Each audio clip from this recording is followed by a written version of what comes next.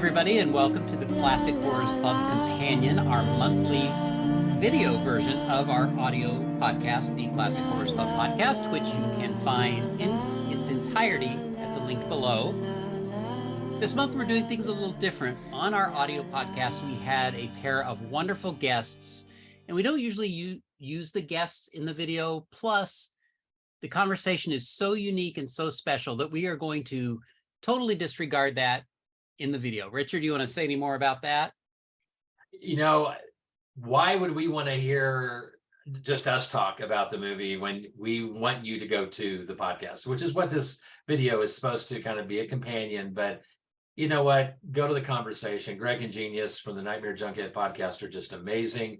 They're funny. They're hilarious. They bring a different vibe. We've been a guest on their show several times, and we felt it was only right to have them on our show. And we get a movie that they hadn't seen before. And spoiler alert, they love the movie. Tune into the podcast. You won't regret it. It'll be a great conversation.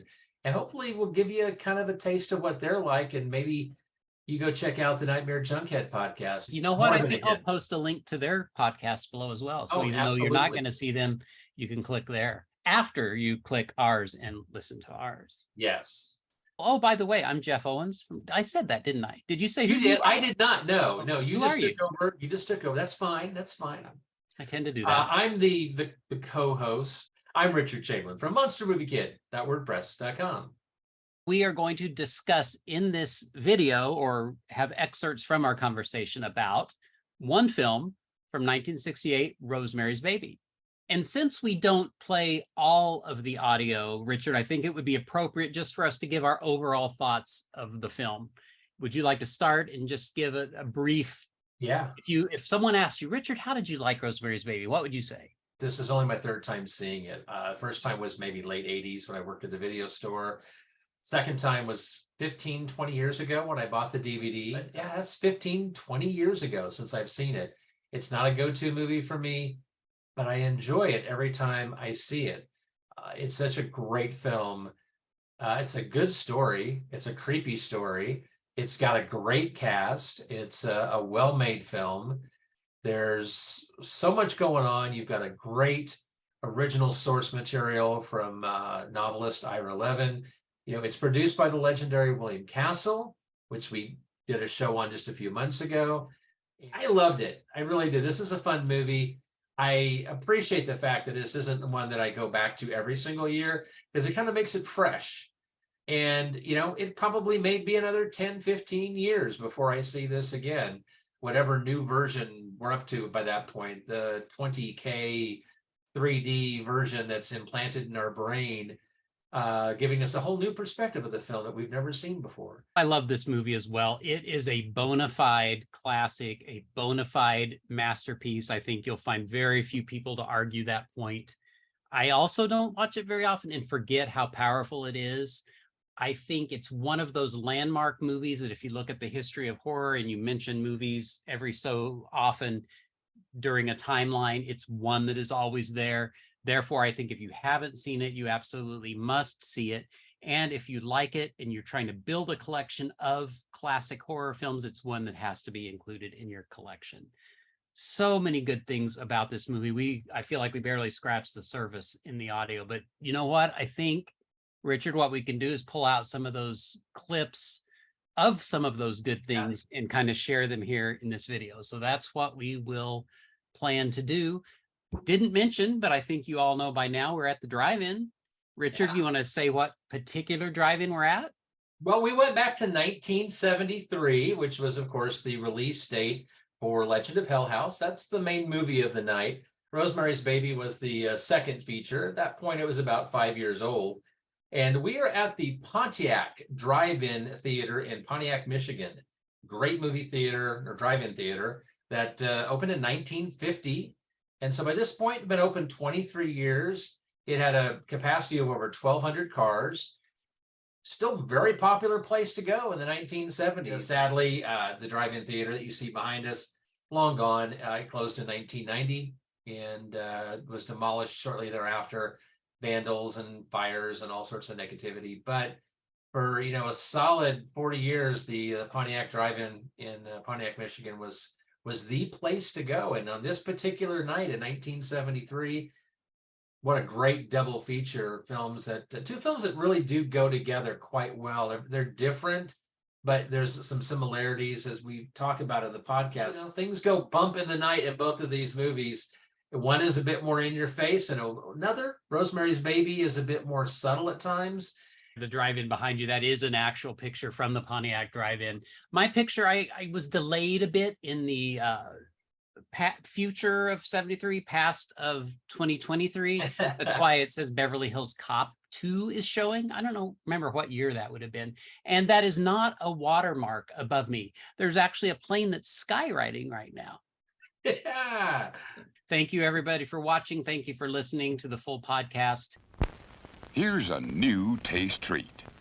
The corn dog. Plump, juicy wieners are dipped in a thick, golden Southern-style corn batter that seals in all their freshness and flavor. If you like hot dogs, you'll love corn dogs. Everybody does. Try a corn dog with your favorite beverage. At the refreshment corner now. Corn dogs.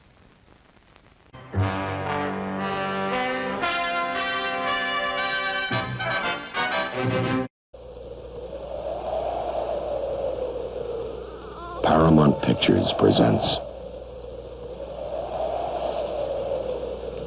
Hey, let's make love.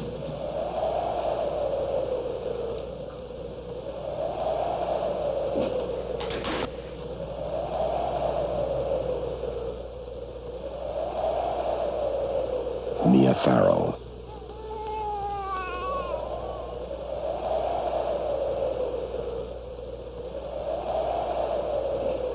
Co-starring John Cassavetes. Let's have a baby. Oh, Ro, honey, for God's sakes, don't cry, all right? I won't. Wonderful, were you? Young and healthy, I'd have lots of children. Madame and Monsieur shall have the dessert after all. Mousse au chocolat, or as many calls it, chocolate mouse.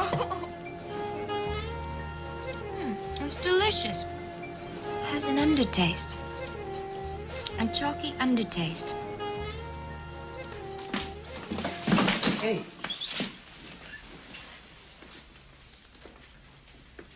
Nice. Sleep is what you need. Good night's sleep. You better go down below, miss.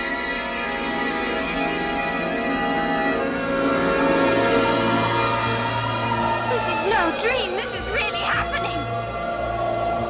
Written for the screen and directed by Roman Polanski. From the best-selling novel by Ira Levin. Ruth Gordon, Sidney Blackmer, Morris Evans, and Ralph Bellamy. In a William Castle production.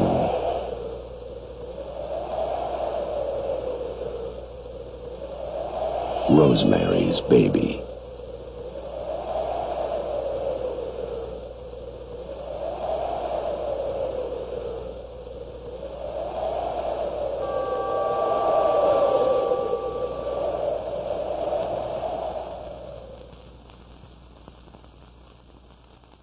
Seeing some of these buildings, these old buildings, this time period, I also really kind of appreciated the little black and white TV in the corner. He's sitting on a little chair.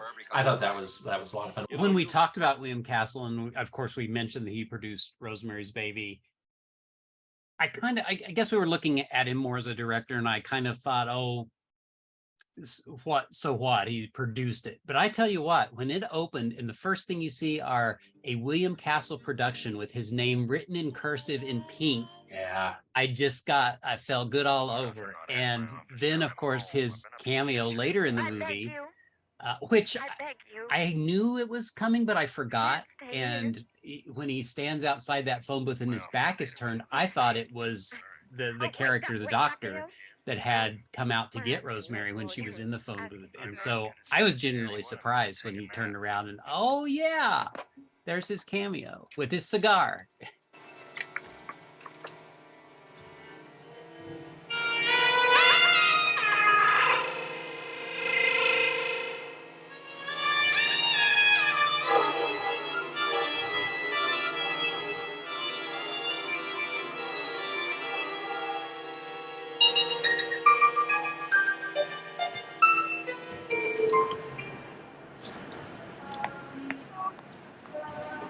if you don't know, Rosemary's Baby is about a young couple that moves into this building, and they have neighbors that they become friendly with, who it turns out, I guess, no secret to say, they're Satan worshipers.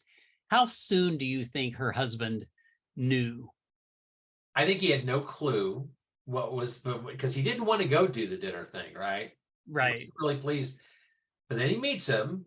They're charming, quirky. When Rosemary's in the kitchen with Minnie, Guy is in the living room, whatever, with Roman, and they're smoking cigars or whatever. Because Rosemary kind of goes in, and you don't see anything, right? But you see kind of the smoke, and there's obviously conversation. And then, like in the next scene, he's acting different. When he was in the room, I think that's where Roman presented this idea. There's no way to look at it other than Guy's a creep, right? Sure, yeah, I'll get what I want. I get all this fame and fortune. Yeah, go ahead, have Satan have some fun with my wife, and he's not gonna hurt her. Not gonna hurt her. He just wants the baby. Go ahead, we'll have everything we want. How much do you think he really loves Rosemary? That first time when they move into the apartment and they're sitting on a shelf from the closet and using it as a table while they eat takeout food, and she says, Let's make love. That's the most unromantic scene. For uncomfortable minutes, they each try to undress on their own. He can barely get his pants off, his legs in the air. It's like, okay, this is a chore, we got to do it. I'm not real excited about it, but then we'll be done. I don't think that he loved her enough, essentially, because he is willing to essentially sell his soul to the devil and sell her body to the devil in order to get what he wants. If he truly loved Rosemary, he wouldn't have given a damn about his career, wouldn't have made that deal. And even though he could sit there and say, I'm doing it for us, baby, you can sit there and put the spin on it and say, I'm doing it for us. No, he's doing it for himself. He's self-centered. He wanted the fame and fortune. I never got the feeling that she wanted that. I've read several places that the movie is about rape. And I've never really thought of that. Of course, that is what happens. She's raped by the devil. Yeah. And we see that. To me, though, that's not what the movie's about. I didn't get that, Justin. I don't think that's where the book went either. This is no dream. This is really happening. The scene where she is walking like through the traffic, right across the street. Apparently that was real.